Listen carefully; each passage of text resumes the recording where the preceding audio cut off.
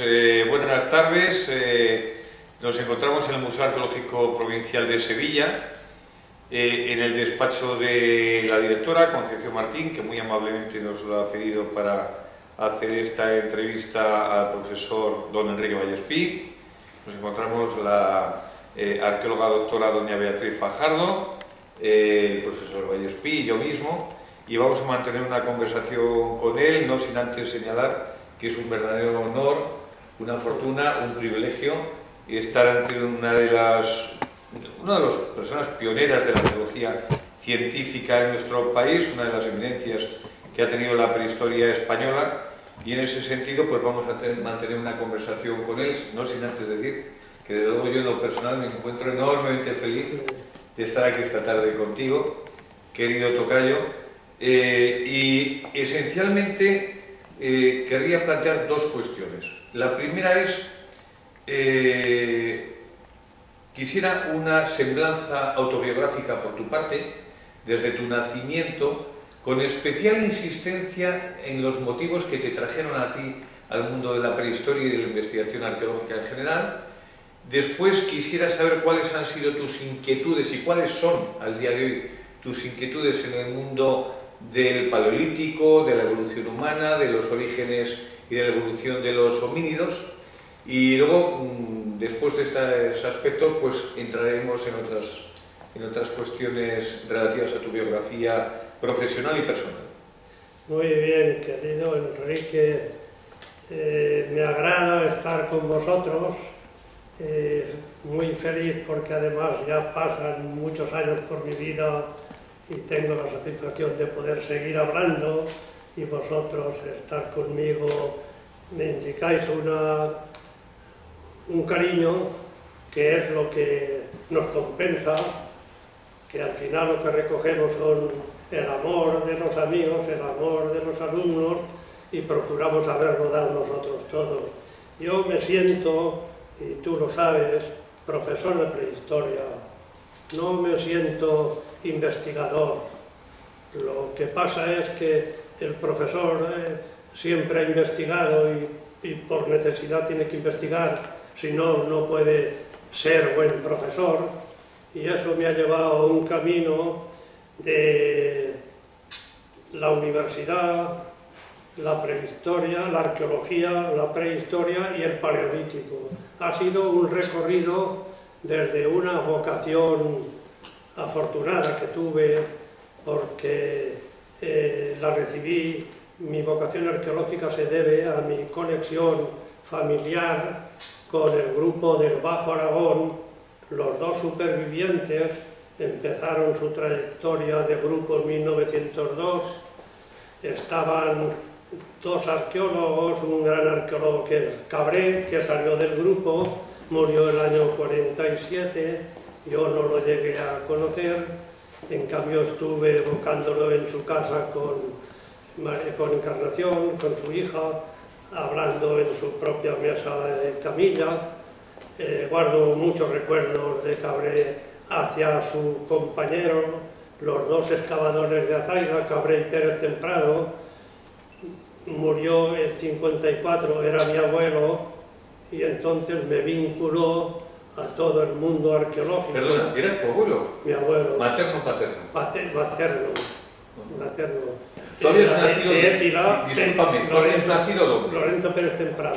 Ajá. Había nacido en Épila y formó con Vidiella, con Pallarés, el de Barcelona, y con el grupo de Calaceite.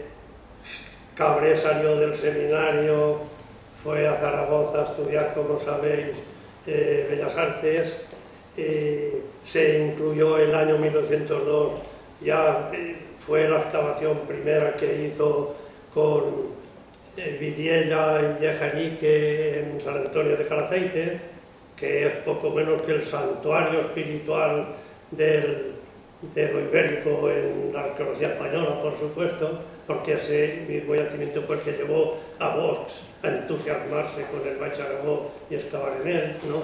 Entonces yo recibí de chico en la escuela esta formación con mi abuelo hasta cuarto curso, que me fui a Barcelona para... ¿En qué año? el año 29 nació. Estuve en la escuela estudiando y examinándome libre en Zaragoza.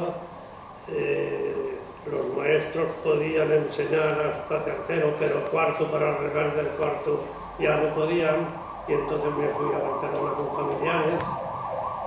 Estudié en Barcelona cuarto, estudié quinto, y me había entrado mi vocación arqueológica, una vocación hacia el grupo, porque había tenido en mis manos pues todos los anuarios del Instituto de Estudios Catalans, todas las separatas de voz dedicadas, muchas fotografías en placas que pasé chico con mi abuelo charlando,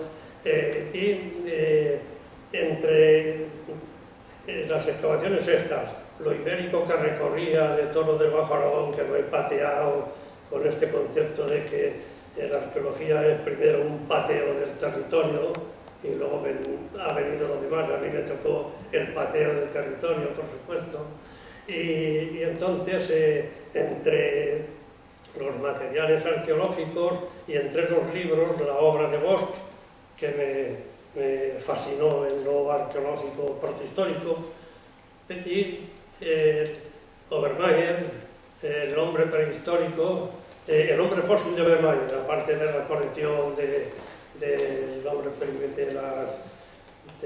de la editorial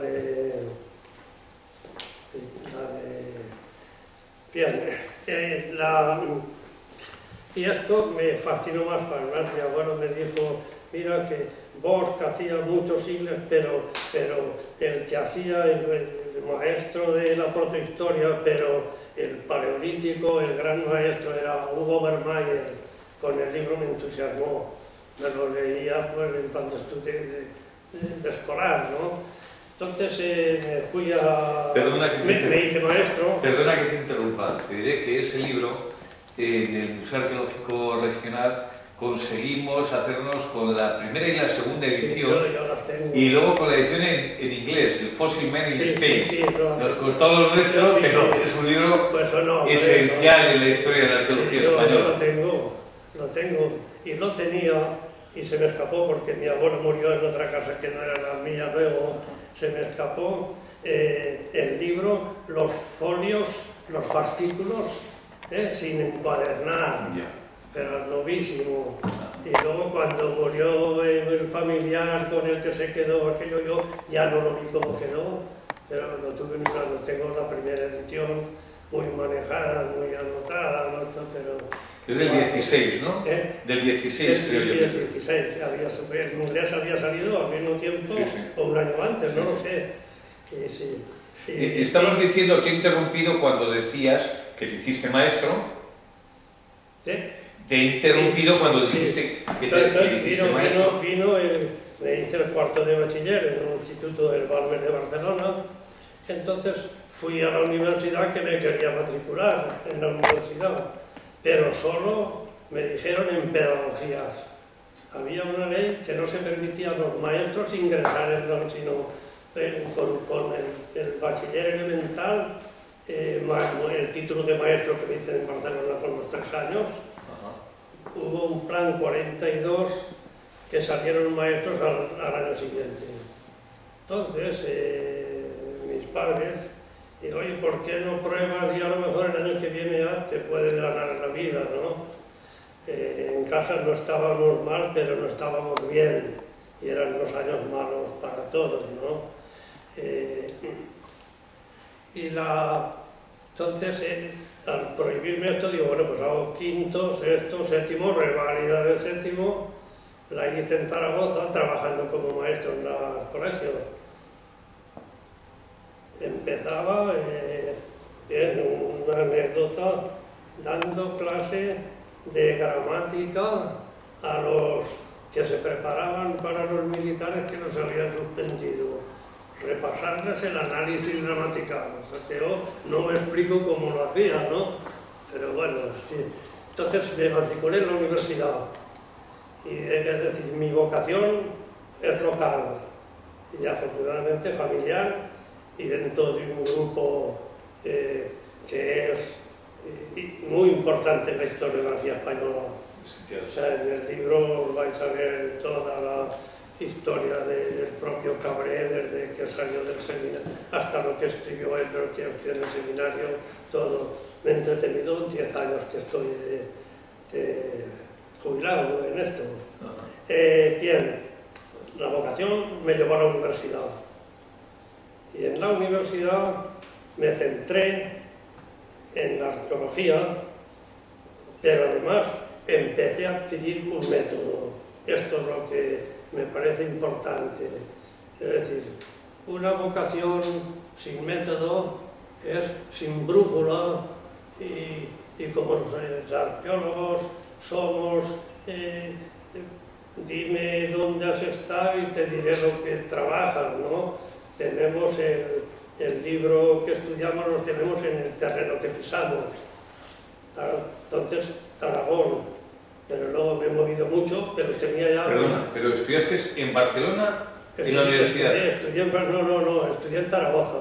¿Con qué profesores? Sí, con el profesor Antonio Beltrán. Don Antonio. Mi maestro, don Antonio Beltrán. Me acogió muy bien, porque el año 50 empezó la publicación de Saragusta, de Sana, publicación del seminario que era Arqueología Aragonesa.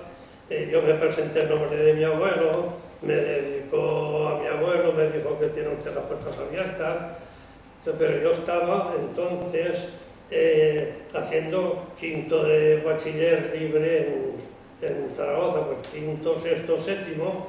Yo incluso le entregué los primeros trabajos que el año 50 aparecieron en Saragusta en Sana, ya me dio las primeras reseñas bibliográficas para que las dieran, ya me moví en un ambiente que me centró. Entonces en la universidad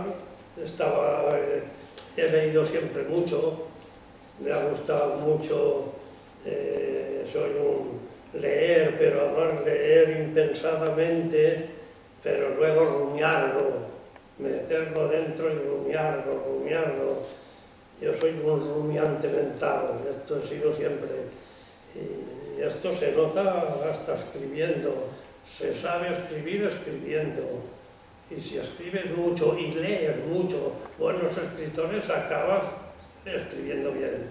El ejemplo me lo dio también Delibes en sus primeras declaraciones, que él había ido a la literatura por una historia económica, una de economía, de comercio, de un profesor catedrático de la escuela, que le pareció también escrito, que mercantil le entusiasmó, pues eso es verdad, eso pasa, claro, eso por mucho que se lea mercantil, pues Delibes porque estaba ya hecho de antes, por supuesto, claro, no, pero es un camino.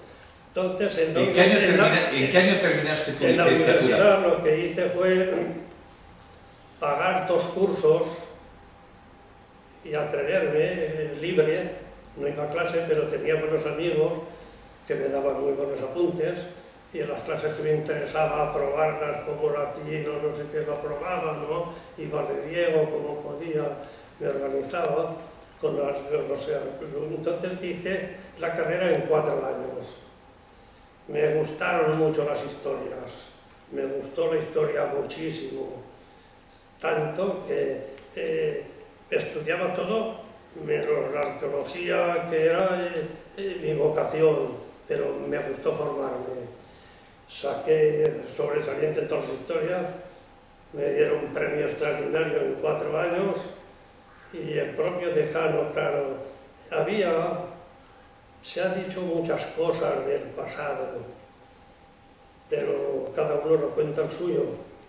El mío es que en la Universidad de Zaragoza encontré en los 2 comunes un profesor de filosofía admirable, que fue Eugenio Frutos. Hombre, una institución admirable. Que a mí en la historia de la filosofía y los fundamentos del sistema filosófico, y luego el libro de la filosofía que aún guardo, me gustó tanto que me dijo que por qué no me dedicaba a la filosofía, que él me ayudaría. Entonces me hice muy amigo suyo y dije, no, yo es que estoy con don Antonio y me dedico me voy a dedicar a la arqueología, pues ya es mi vocación. Tuve muy buena relación y hasta de novios. El café donde estaba yo pensaba siempre en Kant, físicamente en él, la cabeza así, escrito, entraba con mi mujer, con mi novia, entonces se levantaba en el café Gambrinus, viejos tiempos, historiografía pura. Pero bien, entonces estaban Brecua e Indurain en literaturas de comunes, que eran historias en comunes. Unos comunes como esos... Domingo Indurain. No, el padre. El padre. El padre, Francisco Indurain. Don Paco Indurain. Sí, luego Domingo fueron alumnos míos de preuniversitario en un colegio de Zaragoza, de los agustinos, como enseñan, los dos de Indurain. Los dos. El físico y el lingüista. De Zaragoza. Después me hice buen amigo de los cursillos de Indurain, los parnasianos y los simbolistas franceses. Claro, eso me abrió un mundo. Y eso era la universidad que viví en comunes, los 2 años que hice juntos, hice las 3. Y luego Brecua, ¿qué voy a decir de Brecua? Me enamoró. Cuando me dicen aragonés, digo sí, pero de los de Brecua. Los Argensola y Brecua, les digo, pero de los demás no. Mayo, me decían algunas amigas, una amiga negra africana, y Mayo, digo, mira, a mí, si quieres seguir la mitad, Mayo, no me lo digas. Ya está, no, aparte de... Bien, pero... hasta la finura de Brecua, claro, me llevaron a la lírica, a la poesía francesa, me llevaron a todo, aquellos años. Luego, pues en tercero, cuarto y quinto me encontré ya en plan de discípulo con don Antonio Beltrán, de alumno.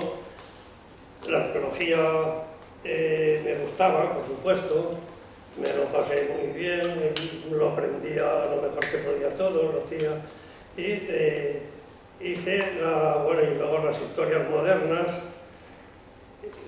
terminé el 56. En septiembre, porque yo trabajaba por el curso y me examinaba en septiembre. Como era libre, había profesores que decían, bueno, es libre, no, libérrimo, decían, pero lo permitían. Y hice la tesina en septiembre. La carrera terminé.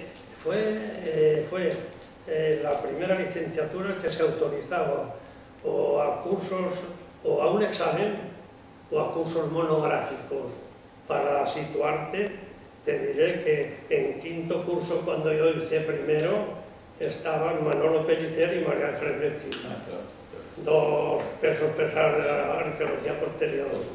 Me dice, digo, el cara de Manolo éramos paisanos de Bajo Aragón, yo de Favarra y de Cáceres, y yo iba retrasado porque me había dedicado a estudiar el magisterio, a situarme en eso, a acabar luego todo lo que... Pero de edad eres similar a Manuel Pellicer.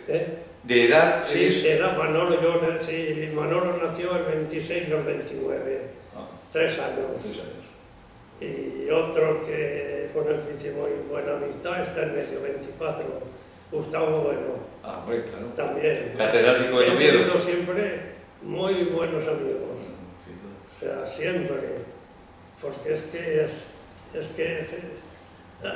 buenos libros y luego buenos apuntes y después, si se puede, buen vino, también, que es lo que decía, por lo menos uno que tengo, lo compró mi mujer en León, un código de Alfonso X Sabio.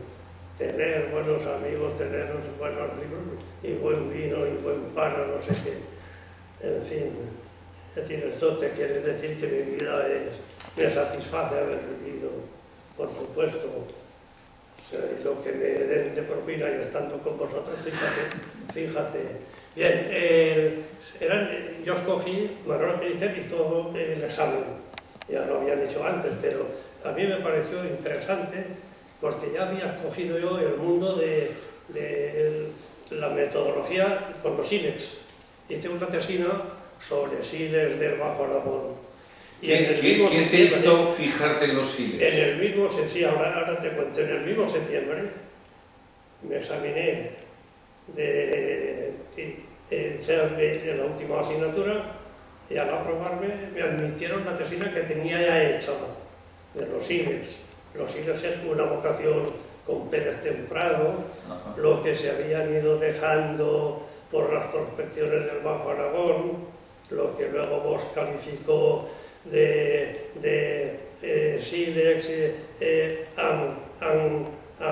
fragments, ceramics, que eso me dio una pista que todo lo que habían escrito Brecht, que estuvo por aquellas tierras, y vio sílex del Calabatá, y luego Almagro recogiendo la bibliografía, todo era paleolítico, hasta Almagro que lo hizo mesolíticos, pero aquellos fragmentos micolas de cerámica, las palabras textuales, que le dijo mi abuelo sobre la botiquería de Morro, precisamente, el poblado del yacimiento que excavó Ignacio Granderán, que es otro de mis grandes, para mí, maestros. Y amigo. Y hasta amigo y maestro. Es que tú has visto lo que le dedicaba a Ignacio Granderán en su, bueno, pues... Yo soy buen amigo también de Ignacio Granderán. Ya no sé, pues allí ya digo que es que se puede empezar a elogiar a los profesores que han sido discípulos de sus discípulos. Barandiarán, pero Barandiarán yo creo que es incluso algún año más joven que tú.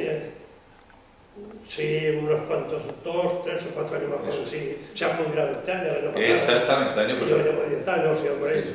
Es que a Ignacio me hice muy amigo suyo porque cuando estaba de ayudante, don Antonio Beltrán, que hacía muchas cosas, pues me dejaba a mí muchas veces la clase y él me decía que don Antonio no estaba y tal. Y yo les decía, bueno, yo no soy don Antonio. Y entonces pues se hacía lo que se podía o hacían improntas, como luego se examinaban con improntas, francas, las monedas, pues la impronta. Y yo recuerdo que don Antonio tenía unas prensas pequeñitas de madera para hacer las improntas de las monedas.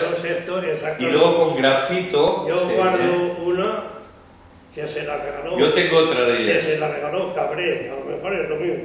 Cabré, del Marqués de Cerralbo, a mi abuelo en una de sus campañas de Zaira, y mi abuelo me lo pasó a mí. Eran la prensa de Codero. Sí, exactamente. Bueno, pues eso es lo único que sabía de numismática. Dar la prensa, la gente con esto se ambientaba y el examen es lo mejor, ¿no? Ya sabían, porque les daban el examen. Bueno, don Antonio, ya sabes que, don Antonio Beltrán, sabes mejor que yo, que le venía de su padre, ya le venía la información y el interés por la numismática y por la epigrafía. He tenido mucha relación porque iba mucho a Zaragoza, yo era el ayudante de Beltrán, después de Manuel Pellicer, el ayudante de Beltrán, entonces charlaba mucho con él porque era un hombre muy interesante y de numismática sabía todo. Y tengo pues hasta recuerdos de él, de don Pío Beltrán, me estoy quizá alargando mucho. No, esto es muy interesante y muy importante. Don Pío Beltrán Vilagrasa. La cronología del poblado ibérico de Azaila según sus monetarios, sus tesoros monetarios. Y me lo dijo, mira, se la doy, pero no tengo otra, pero si la necesito se la pediré. Yo se la guardo, es decir, eran muy amables, muy educados, una convivencia que no la he visto tanto después. Un Brecua, un Indurain, un Eugenio Frutos, cada uno con su modo de ser, señores. Esta es... Yo soy un gran admirador del trabajo de don Antonio Beltrán. Sí, conozco muy bien su obra y sus alumnos, su escuela y sus hijos. Y yo creo que don Antonio Beltrán es uno de los arqueólogos más importantes en la historia de España. Y ahora vas a Zaragoza, ahora yo he ido y he vuelto a recorrer Zaragoza y con mi mujer se lo decía, digo, mira, todo lo que veo es la impronta de don Antonio Beltrán en Zaragoza. El desembarcadero de las monjas aquellas de al lado del Ebro. Yo, ayudante, pues fui con él y nos dejaron entrar a la clausura y aprendía muchas cosas. Y él hizo cosas y así todo. Y desde la cátedra lo mismo. Y desde la institución Fernando I el Católico de la Diputación Provincial de Zaragoza, también hizo muchas cosas. No, hombre, todo. Y César Augusta, empezó, y luego acaba Miguel, me iba a publicar, para publicar la monografía del grupo, pero hasta me dijo, te lo puedo publicar en diciembre, digo, yo necesitaré pues casi un año más para leer, y está jubilado, me han dicho. ¿Quién? Me dijo mi hermano, Miguel Beltrán se ha jubilado del museo. No creo. Digo, yo le dije, no lo creo, no lo creo. No. Miguel no tiene edad todavía que yo sepa para jubilarse, ¿no? Porque Miguel es buen amigo mío. Quedé, ¿no? Y estoy ahora acabándolo, haciendo copias para mandarlas. Y digo, no sé si se lo mandaré, lo llamaré antes si está un director, porque llevaba a César Augusta. Bueno, en todo caso, no, pero además su mujer, que es Carmen Alcrudo, es la responsable de arqueología en la librería Pórtico. Y ellos desde Pórtico tienen también ediciones. De hecho, un libro espléndido. O sea, podría, claro. Claro, y hay un libro espléndido. Él me dijo en la colección de César Augusta, que lo dirigía él. En las monografías de César Augusta. Pero además, él hizo un libro magnífico, que es La cerámica romana, que lo editó Pórtico. Y que es un libro que desde mi punto de vista sigue siendo el manual de cerámica romana más importante que hay en español. Una de las cosas que se le dio. Lo que pasa es que les digo, primero encuentro la lechera, dejarme acabarlo, porque me puede coger a mitad, ¿no? ¿Qué trabajo de campo hiciste en aquellos años en Zaragoza? Sí, hablas de esto. Sí. En la universidad el método. La tesina fueron los talleres de Siles del Bajo Aragón, que fue mi paso de la arqueología a la prehistoria reciente.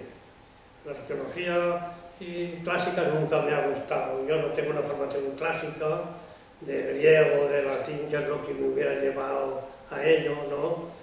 En literatura tampoco he leído directamente nada.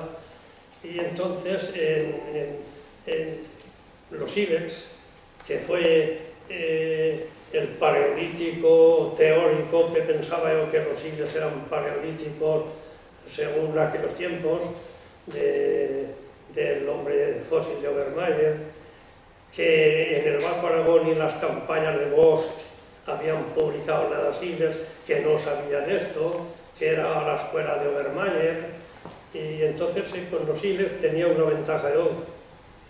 Mis prospecciones primeras que hice con mi abuelo, las cerámicas, fragmentos, o las pegabas o excavabas o no tenías nada, mientras que los sílex, un muestreo de sílex, estaba lavado y estaba allí sabiéndolo clasificar antes de las tipologías, haciendo una tipología lo que entonces se podía servir, que era lo de la Junta Superior de Cabré, aquello que era todo abocados a paleolíticos, pero como ya había Martín Almagro dado el aviso que eran post-paleolíticos, mesolíticos, yo ya veía que eso era de épocas posteriores por las cerámicas, ya me situó en simplificar una tipología, no simplemente, porque esto fue mi idea con los sílex, porque además me di cuenta que los sílex, cada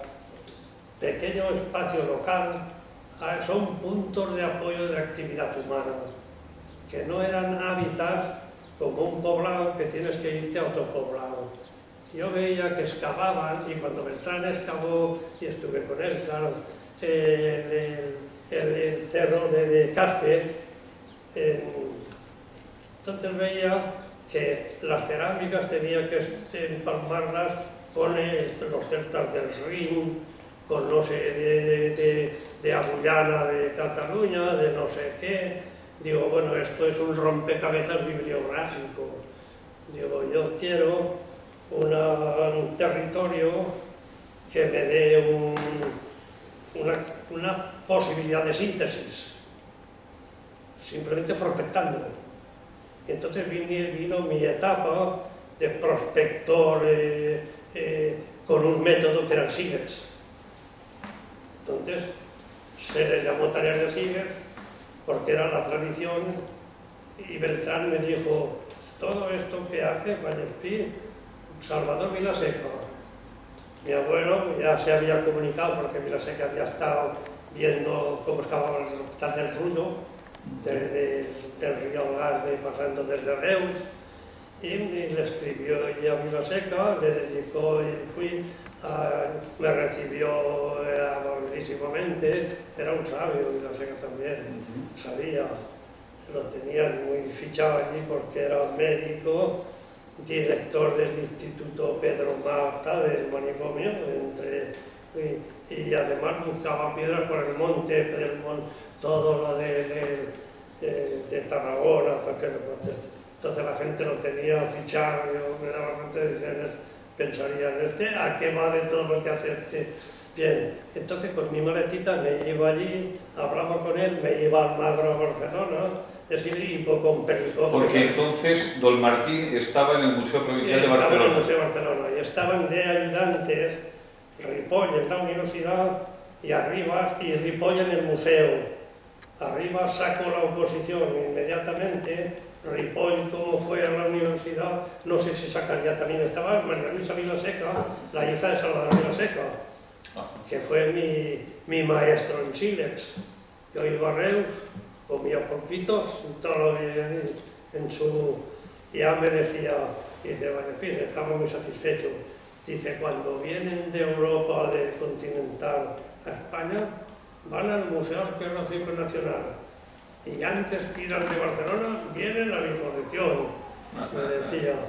Luego estuvo Javier Fortea y me escribió en una carta, pues hasta un excelente...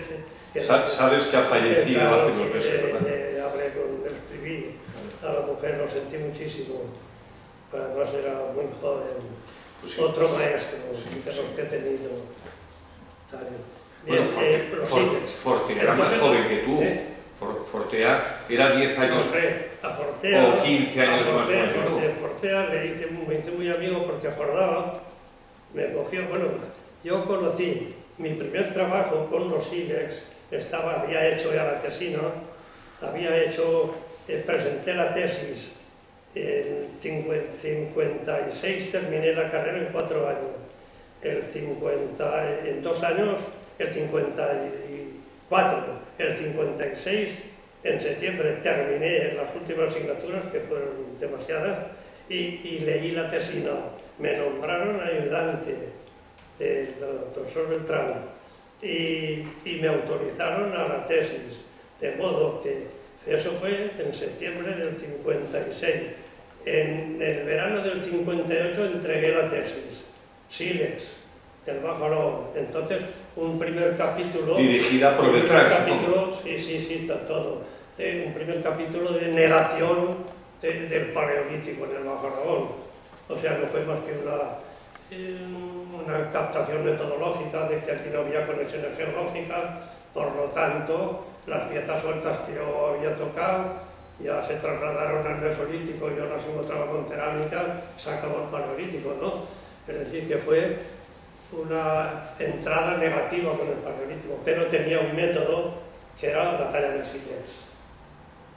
Entonces, esto me dio la ventaja de que los puntos de apoyo de actividad humana daban unos materiales líticos con cerámicos en los que a escala amplia se podían establecer ciertas analogías que prefiguraban un poblamiento relacionable, cosa que para ver el cabezo del cuervo de Alcañiz había que ir a las zonas catalanas que habían excavado eso. Cuando salió el hospital del Rullo había que ir el año 25, había que compararlo con las cosas que habían dicho que eran célticas catalanas, es decir, o meterse en la meseta. Entonces yo me veía perdido porque no manejaba libros para este manejo bibliográfico, demasiado libresco. Hemos pasado unas prehistoria, como sabes, y unas arqueologías demasiado librescas hasta ahora, afortunadamente, ¿no? Bien, Entonces esto me dio y me vino mi traslado. Y la Universidad de Zaragoza la dejé porque no ganaba nada. ¿Cómo que vino tu traslado? ¿Qué dices La dejé exactamente? no por enfado con Beltrán en absoluto, ni por nada. No me gustaba la universidad porque no me ha gustado nunca. Por eso la he amado tanto, porque es que si no, si me hubiera gustado, lo hubiera amado menos. Ahora me he quedado con ella adentro, pero solo eso. Pero la estructura no me gusta. No me gustan los tinglados, me gusta el trabajo, los alumnos. A mí hay que meter una lista con alumnos, por eso me siento profesor, ¿no? Bien, entonces en Zaragoza no había prehistoria, yo no estudié prehistoria, claro, era arqueología y había una asignatura que era prehistoria, historia antigua, medieval y de España, que la daba la Carla. ¿Quién? La Carla. Don José María. Don José María, que era un sabio, a quien le debo yo incluso la colocación, porque siendo decano presidió el tribunal de mi tesina y me dijo: Vallespí, se le nombra a usted si quiere ayudante de arqueología. Y estaba don Antonio Terley. Muchas gracias, don José María, le dije a mí mismo. Es decir, que me trató muy bien, pero empezaba con la noche aquella de los bárbaros, del paso del Rin, de los bárbaros con el ejército romano. Y en lo demás nos decía: miren, esto tienen ustedes el doctor Beltrán, que con arqueología pues se enteran, y si no, pues cojan los manuales de Almagro, de no sé qué.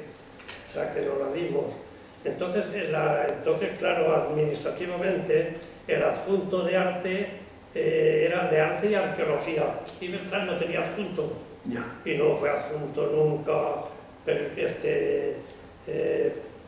Pellicer, ni fui adjunto yo nunca. De modo Sin embargo, luego Barandiarán sí fue agregado. Sí, ya, no, entonces sí, no, y adjuntos ya con certificación. Yo soy de los adjuntos que hemos tenido que dar cuotas para pagar a los adjuntos para reivindicar en Madrid que se nos nombrase y todo esto, porque nombraban solo los decanos. Y entonces buscábamos a uno ya con el SEU. Bueno, pues que el ayudante, pues que lo nombra el rector, por lo menos, ¿no? Lo nombraba, y el decano un día nos dijo: miren ustedes, nos daban una gratificación al final, si había dinero. Y miren ustedes, este año no podemos dar ninguna gratificación, ¿no? Yo, que era el mayor, don José María, le decía: no se apure, seguimos encantados, le decía. Y luego me decía: tú eres tallo, ¿qué voy a hacer? ¿Qué voy a hacer? Ya está. Entonces se lo dije a Beltrán, claro, ya lo sabía, no podía, y me marché. Me marché a dar clases porque había un preuniversitario que daban el 35% más a los que dábamos letras, porque cambiaban cada año la asignatura. Uno era la hidrografía de la península ibérica, las fuentes de energía, las soledades de Góngora, no sé qué, y entonces había muchas muy buenas academias que preparaban para los militares, en que cogían física, matemáticas, ciencias, buenos profesores magníficos, Urbano de Zaragoza, gente de primera línea. ¿En qué año? Los de letras, ¿En qué año sí, querían uno para todo lo de letras. Y apechumar con lo que cada año el ministerio dijera: este año tal. Y entonces yo afrontaba eso. Y entonces las clases salían mejor que la universidad. Me dediqué a esto. ¿En qué año? Eso fue el 50, el 60 y 56. El 65 marché a Vitoria. El 65. Hacía 2 años o 3 años, el 63, dejé la universidad. Y me dediqué a esto, y entonces un amigo de doctorado, un jesuita de Deusto, que estaba en Zaragoza, y me dijo: oye, Enrique, yo te doy, la nombraron vicedecano en Deusto o algo así, y dice: si tú vienes a Vitoria, queremos crear una sección de historia antigua para hacer la universidad. en Vitoria te pago el doble que te ganas. Y le dije que sí. Y llegué a casa y a mi mujer le dijo, oye, que el año, esto fue en septiembre, digo, el día 1 de octubre en Vitoria. Me fui a Vitoria y en Vitoria lo que hicieron fue que la Universidad de Deusto funcionaba con titulados suficientes, pero con la condición de que los exámenes de licenciatura se hicieran con Salamanca, con tribunal mixto. Pero siendo doctores, podíamos entrar los que contratara la universidad al tribunal también. Una paridad y un director que nombraba Salamanca, ¿no? Y entonces querían poner, no había siempre en Álava, siempre ha habido una gran vocación de historia antigua, de intelectual, estaban ahí Eguren, el catedrático de Geología de Oviedo, era de aquí, de Vitoria. En Vitoria tenía mucha relación Aranzadi de San Sebastián, que estaba en Barcelona, ¿no? Es decir, era un foco de inquietudes universitarias. Y me contrató la universidad con la idea de a los 2 años crear una facultad de historias antiguas y yo entraría con prehistorias allí. Esto no se hizo, yo di clase allí muy a gusto y me dediqué a la prehistoria. Entonces llevé los IBEX a Álava, retomando mi vocación, y me hice una prospección de todo Álava, salieron los IBEX, ya tenía todo el Valle del Ebro bajo aragonés, todo el Navarra y Álava y Navarra de industrias líticas, pasar al Pirineo, ya pude hacer una síntesis, que es lo que ¿Es cuando hiciste me ha gustado siempre. La prospección de Urbasa? La prospección de Urbasa desde Navarra.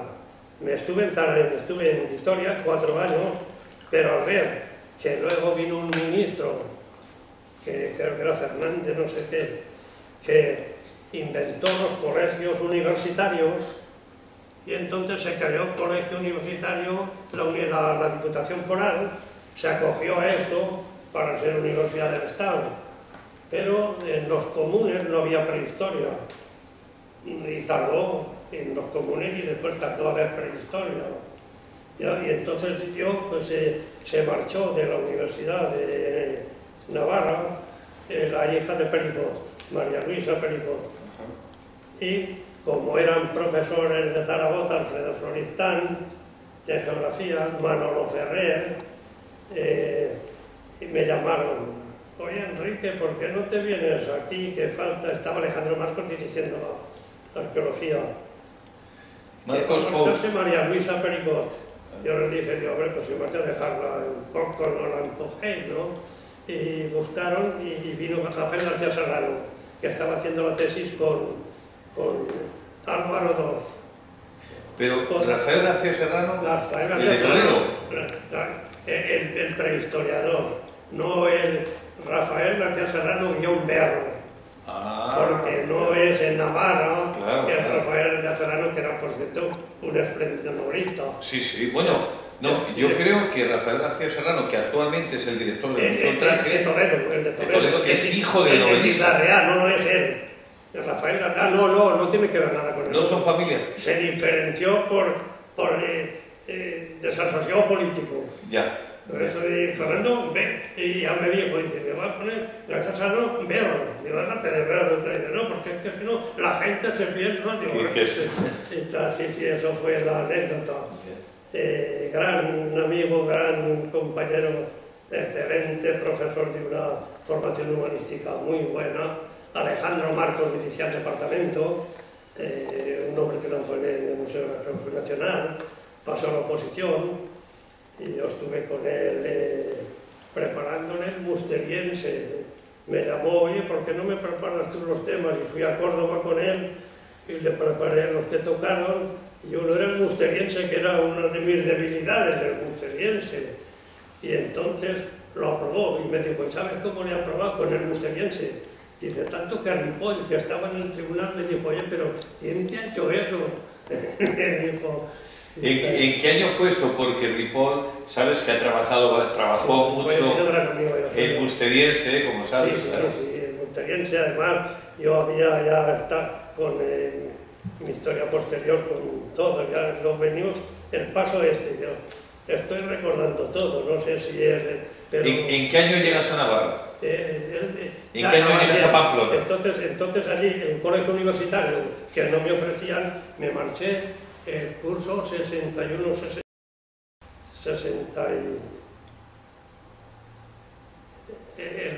el 70 vamos a ver,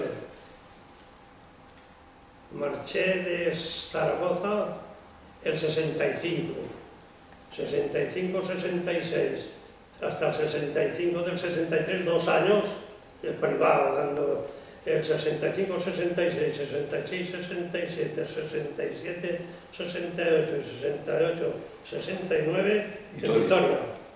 Y entonces, en ese septiembre se quedaron mi mujer y mi hijo en Vitoria y me fui a empezar el curso en Pamplona.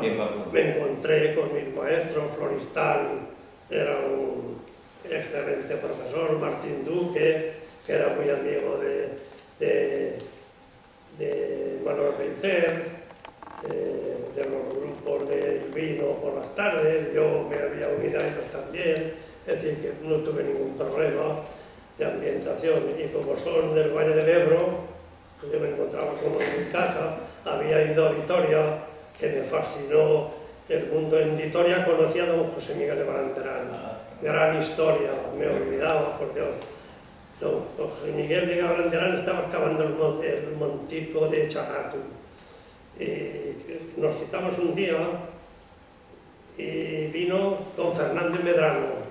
Les hice la foto, digo, permítame que le haga una foto porque ha sido cuando fui, bueno, a Vitoria fui y les gustó la novedad ante la Diputación y tuve que dar la lección inaugural del curso de Deusto en Vitoria. Yo que no había visto ni de turista, pero preparé una historiografía. Asómbrate, toda la bibliografía de antes de la guerra, desde el año 14, que había del mundo vasco, estaba en la Universidad de Zaragoza. Que no digan que no había libros. Todos los ecofolclores, me empapé. La lección se publicó en el primer tomo de Estudios de Arqueología Alavesa, que está allí. Y toda aquella bibliografía la llevé ya a Vitoria escrita.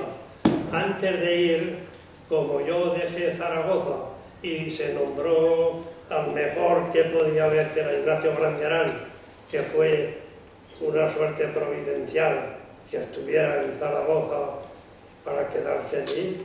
Y entonces él asumió, recogió las prospecciones que había hecho por el Bajo Aragón, entre ellas el montico de Chagatu de mi abuelo, la botiquería de Moros, el famoso mesolítico. Yo en mi tesis estaba así, él se hizo cargo de esto y él me presentó al mundo de Navarro, Vasco Navarro. Al mundo navarro me recibió los navarros alaveses en Guipúzcoa con los brazos abiertos. O sea, tuve un recibimiento espléndido, tanto así que me nombraron a mí representante de la prehistoria de Navarra en la primera, la segunda y la tercera semanas antropológicas vascas famosas, que nos reuníamos clandestinamente en el despacho del decano de Derecho. Fue cuando después mataron a Yacuría, que pasaba por allí. Sí, jesuita. Es decir, estoy lleno de historias. Y bien, está. Bueno, esta era. Entonces Ignacio leyó lo mío de allí, pero fui con una bibliografía que no había leído nadie, haciendo una historia bibliográfica, y entonces esto pues me abrió las puertas allí también, con todo. Don José Miguel, hice mucha amistad con él, porque estaba de ayudante, bueno, allí, al pasar a Vitoria, tenía un hermano, hice relación con todos, hablé mucho con él, con Fernández Medrano continuamente, y allí me me ordené los sires del museo de Fernández Medrano de Vitoria, cuando se instaló en un sitio nuevo, y en el que está ahora.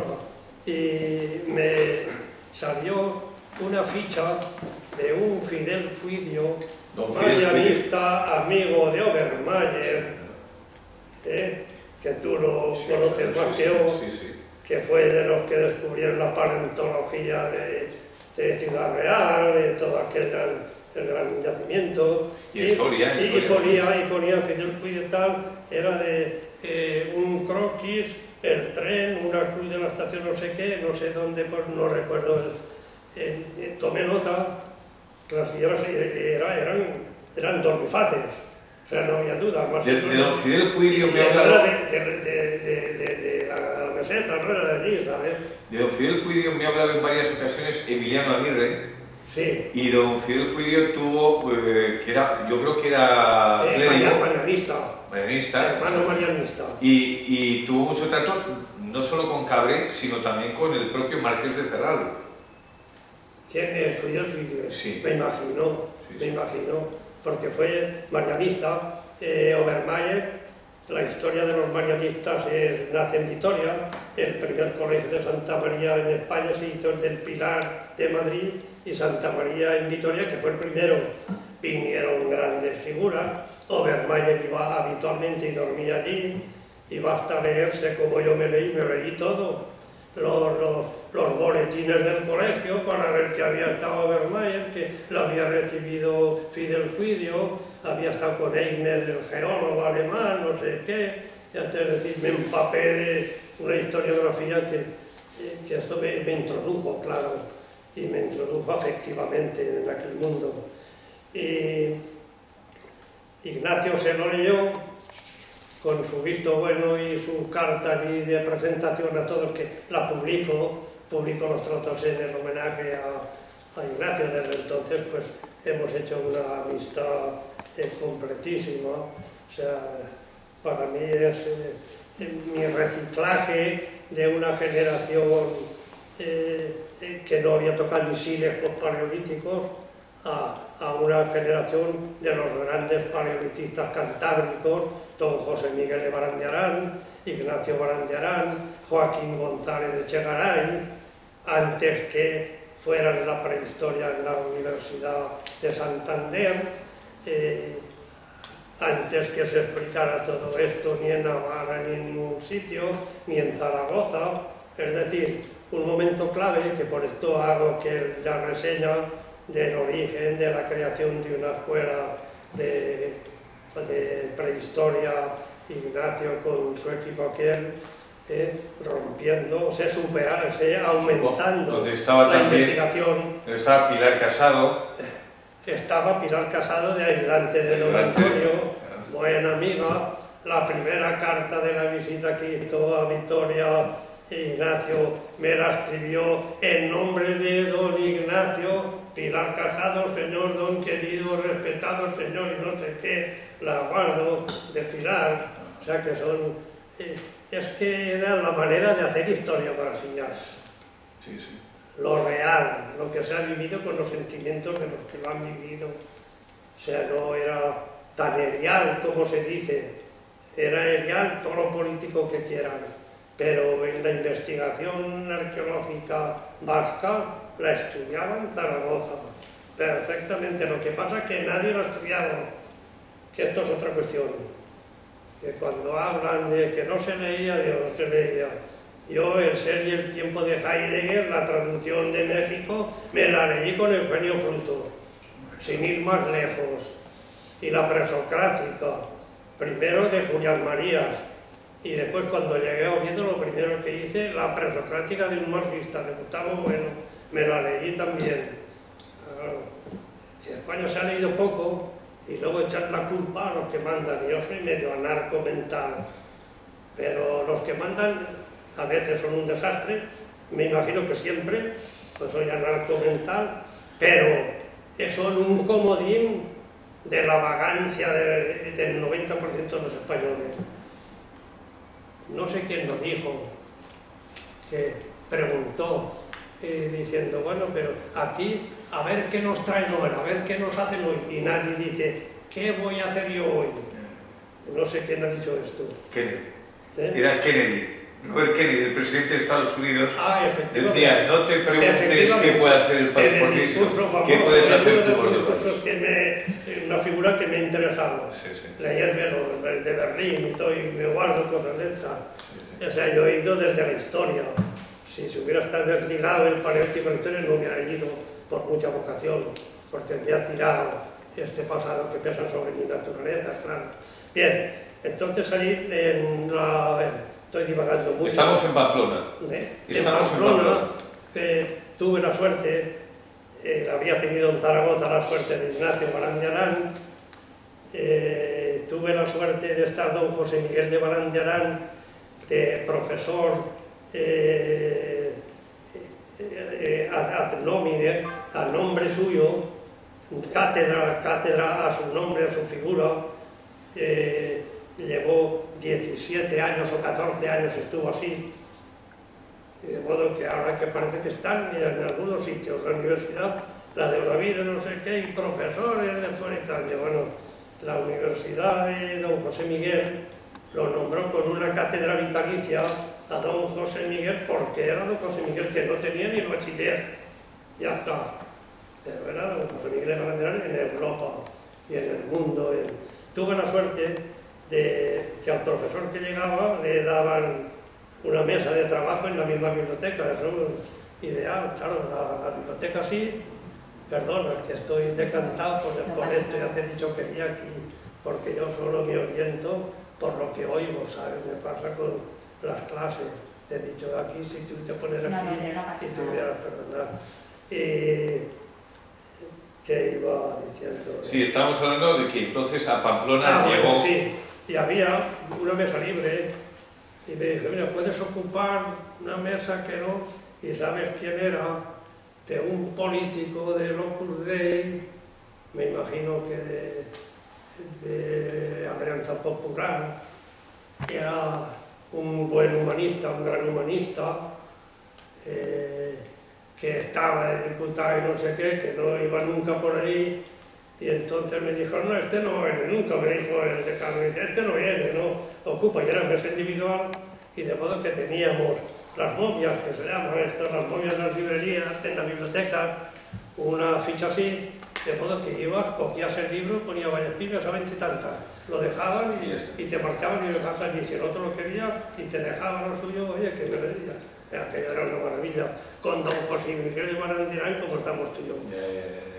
Seis, desde hasta el 74 que marché a Oviedo, que hasta el 75,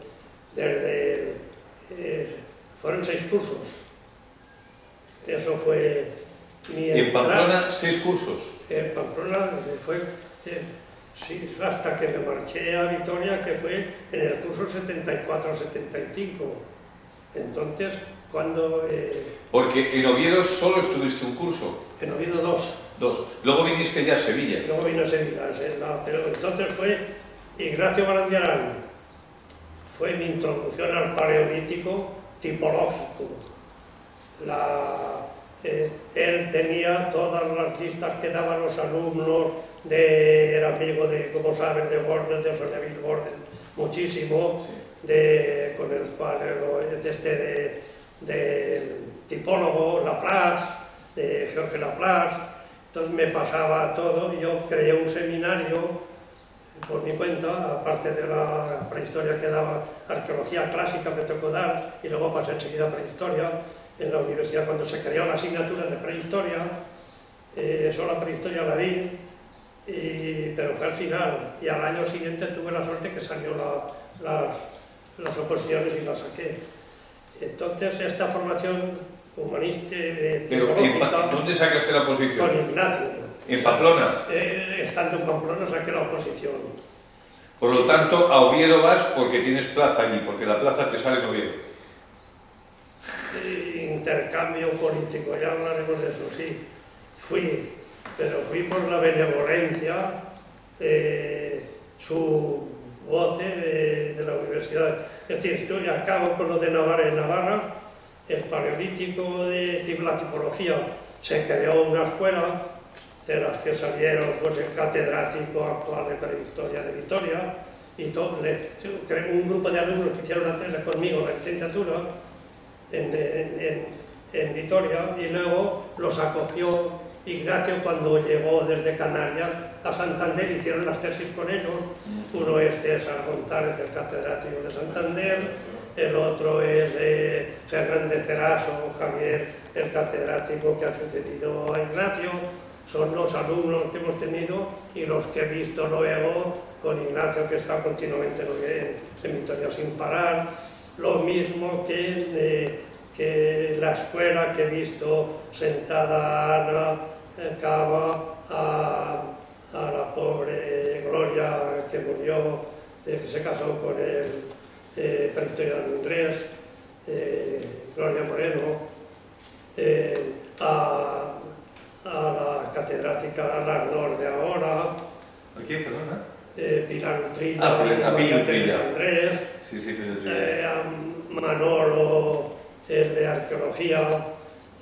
Martín Bueno. No estuvo Martín Bueno, pero porque había sido anterior con Bertrán. Pilar también había sido anterior con Bertrán, pero se quedó porque era prehistorias, y para el arte rupestre de con Ignacio se quedó la tesis con Bertrán, pero se quedó con Ignacio, pero no se ingresó en el grupo antes de Martín Bueno porque era la arqueología romana, Bilbilis y todo esto, claro, sí. Aunque todos formaban una amistad y grupo. Eso es el proceso que he vivido y me ha gustado el testimonio, publicarlo eso, lo que era Ignacio, las clases que tenía en sus propias, los de Ana y de María Teresa. Lo quise contrastar otro también, el de Pilar Utrilla, pero estaba en Hungría o no sé dónde y fue imposible que me lo dieran. Entonces necesitaba mandárselo a Ignacio, se lo mandé, pero creo que es un testimonio. En el año 70 todo esto, con las clases que se daban, que pues leer en aquellos vaya clase de una introducción a una prehistoria sorprendente, se rompía lo libresco por vez primera. Entonces en Pamplona apareció, un buen día viene uno de Urbasa, el secretario de la facería de Urbasa, con unos materiales, y el Alejandro Marcos, mira Enrique, para ti, lo veo, digo, oigo, una challenge espectacular, ¿no? Y me hice cargo de aquello. Entonces se montaron las prospecciones a Urbasa, hicimos con Rafael García Serrano Berro varias prospecciones de Tierra Estella, que cogía aquello Tierra Estella, se hizo una exposición y nos dedicamos a barrer Tierra Urbasa, y dos alumnas vinieron, las primeras que he tenido. ¿No sería Amelia Valleón? Enrique, en Pamplona, no, Amelia Valleón me oyó a mí de conferencias y de todo, pero allí yo en Vitoria daba clases de literatura española hasta que contrataron un profesor, que por cierto es un excelente novelista de aquí de Huelva, es que escribe en El Mundo, todas las semanas tiene, ya me acordaré, te lo diré. Es decir, vino de Francia, lo contrataron, pero yo tuve que dar a mí me gustaba mucho la literatura, yo me dediqué a premios literarios de poesía universitaria, por hacer algo, ¿no? Y moverme. Y entonces me rompo. No, decías que tenías dos alumnas. Sí, dos alumnas, don Enrique, la primera. En las prospecciones de Urbasa. Usted, a mí nadie me había venido a hacer tesinas de la pero sabéis a quién buscar. Digo, bueno, uno fue María Morel Gristain, que ahora es la que me sucedió dando clase, Amparo Castilla sucedió a Alejandro Marcos, sí, en las clases, sí, y María Morel Gristain me sucedió a mí en las clases. Y luego otra, que es la que sucedió con Plaza, que se creó, yo estuve en el tribunal y fue mi alumna para eso, era el Museo de Navarra, de ayudante allí, y luego cuando se jubiló con los años, ya después, Sí. María Ángeles, María Ángeles pues ella Mezquiri. es Víctor Esquella. Mezquiri de catalán. Mezquiri catalán, casada con un primo hermano de Manolo Pellicer. Ajá. Espléndida arqueóloga también. Hizo una tesis doctoral sobre Terra Sigillata, que Era sigue siendo cuando vino lo mejor. con la embolia de allí, Cuando de vino la embolia. 20.000 de no sé qué, y contándome que en 5 años datos de nacimiento, yo ahí diciendo, bueno, qué barbaridad. Yo que jugaba con la geocronología de Zoiner. Sí, sí, sí. Que bueno, ¿para qué no? Sí, sí. Eso es la historia de la... Se debía decir de esta manera. Ahora se hace una historiografía confundiendo, y perdón, con otro paréntesis, confundiendo lo que dice Ortega, las ideas y las creencias. Que las ideas se tienen, dice, las creencias se tienen. Perdón, en las ideas está, en las creencias está, las ideas se tienen. Sí, sí, sí. Se cree, y se cree en lo teológico, en lo político, pero luego se hace una obra, que son las ideas en paleolítico, las ideas en arqueología, las ideas en Edad Media, cuyo juicio profesional no tiene que ver nada con las creencias. Lo digo, por ejemplo, por Martina Santaolalla, Julio Martínez Santaolalla. con Martín Almagro, ahora también. Sí, sí. Se habla de África, y nadie dice que Martín Almagro fue el primero que puso un profesor de prehistoria africana en la Universidad Española. ¿Por qué no se dice? Yo estuve en la tesina, que se convirtió en tesina en titulación luego, con su hijo, y lo dije allí públicamente. No sé, es decir, se puede ser políticamente bueno o malo si está con los tuyos o con los otros, pero la obra es la obra. Y no me negarás que, bueno, la obra de Martín Almagro abrió, hizo respetar a los arqueólogos que estábamos de ayudantes y de todos ante los ministerios de Economía, empezando por eso. Consiguió dinero. ¿Tú tuviste alguna relación con las campañas de Nubia? ¿Con? Las campañas de Nubia. No, sí, pero no fui. Almagro estaba, Manolo Pellicer estaba con Almagro. Claro, ya, sí, sí. Y entonces me vino un día, me casé. Uno de los motivos por los que me marché a la universidad fue porque se lo dije a don Antonio, que me quiero casar. Y me dijo, entre paréntesis, me dijo, es que lo queréis todo. Y casaros. Digo, ahí va don Antonio, cumplo 31 años. A mi mujer le llevo 6. Pues quiero que cuando mis hijos nazcan y puedan hablar, mi hijo o hija, si tenemos, puedan hablar con su padre, no con su abuelo. Eso fue esto me acordaré siempre de esas preguntas. Por cierto que me pasé muy buenos ratos con jazz en el despacho de Antonio Beltrán. Tenía una colección de gospel, jazz y de todo música, en discos de aquello de la voz de su amo. Sí. Eso era un tesoro.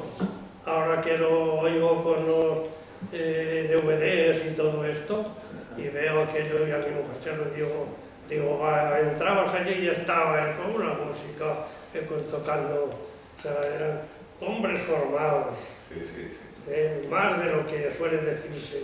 También se les juzga desde las creencias. Sí, sí. Y ¿A quién te refieres cuando dices que Almagro creó la primera asignatura de prehistoria de África? ¿A qué te refieres? Se daba, Almagro dio una prehistoria de África, el padre, que no sé quién fue, que no sé si fue Garrido, pero no lo sé. Sí. En la universidad se explicó. Sí, a mí me Se dieron, explicó. claro, yo soy Y a ti alumno te de dieron. Almagro. A ti te dieron. En el 70 Pero no sé quién la explicaba. En el 78, y te lo dieron como sí, si era un fuera- ayudante que se llamaba Víctor Fernández. Con Víctor, Víctor Fernández. En el 78. Víctor Fernández, claro, fue el que se convirtió en el primer titular adjunto y luego titular de Prehistoria de África, claro. Que la creó Martín Almagro el hijo, Gorbea, pero que había sido idea que había empezado su padre. Sí, claro, bueno, es que, Entonces, yo fui con Don Martín, yo soy muy joven, pero yo en el año 78 fui a excavar a Egipto con Don Martín y en el 79 estuve en Sudán excavando yo. Pues mira, pues te voy a decir, estaba yo en este intermedio antes de ir a Vitoria, vino Manolo Pellicer, Enrique, me ha dicho Don Martín que si vienes conmigo yo voy a ir al Sudán, a las excavaciones, claro. Digo al Sudán, y mi mujer estaba embarazada, iba a tener un niño, y le digo, ¿y dónde vais al Sudán? Y dice, después de la primera catarata, pasada la primera catarata. Digo, no, pasada la cuarta catarata. Digo, bendito sea Dios, mira, yo me quedo aquí en mi pisito que estoy pagando, que nazca el niño y Dios... El que sí fue, con el que yo fui al Cairo en el 78, te cuento anécdotas, fue con Paco Preselo Melo. Y luego fue Aguirre. Y luego fue, no, Emiliano antes. Con Manolo. Exactamente, con Pellicer. Claro, con Pellicer, porque entonces me lo dijo. Y con Charo Lucas. Ha venido Aguirre. Y con Charo Lucas. Y viendo las negras, mirando las noches, ¿sabes cómo se ponía? Entre paréntesis. Me dijo también del gran Aguirre. Sí, el gran Aguirre, efectivamente. ¿Tú has tenido alguna relación personal con el gran Aguirre? No. ¿No lo has tenido? No, por desgracia, no. ¿No habéis coincidido? Sí, he coincidido sin la tesis doctoral con María Ángeles Mezquiriz y Emiliano Aguirre en Murcia, porque era un alumno mío del grupo de Pamplona, de Montes, que hizo el postre muy bonito, el paleolítico inferior y medio de la zona de Murcia. Ricardo Montes. Estaba con él también. Que estaba en medio bien y medio mal con el departamento, y entonces vino que lo había hecho con María Ángeles Mezquiriz, la tesina, y fui yo, y fuimos al aeropuerto y estuve allí, y estaba Emiliano en esa tesis.